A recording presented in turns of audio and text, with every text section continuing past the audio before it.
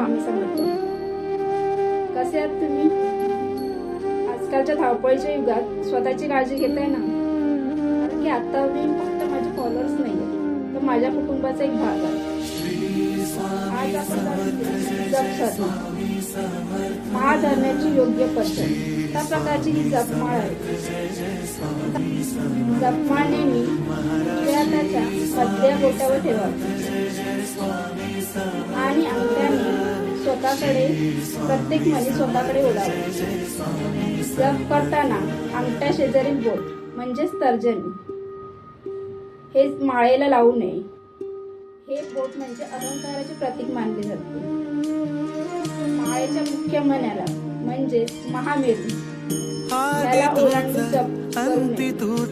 जप करताना आपली जपमाळ जमिनीला चिकटली नाही पाहिजे किंवा शरीरातील भागाला म्हणजे नाकाला, पोटाला याचा स्पर्श झाला नाही पाहिजे. जपमाळसाठी कापडी पिशवी घेऊ शकता आणि जप करू शकता.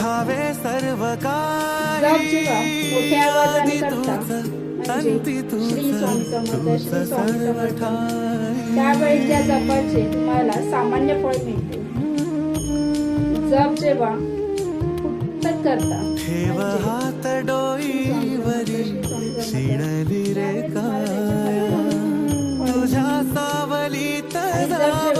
मनातल्या मनात कुणालाही आवाज करता त्यावेळी तुम्हाला त्याचे सहस्त्र पटीने फळ मिळते.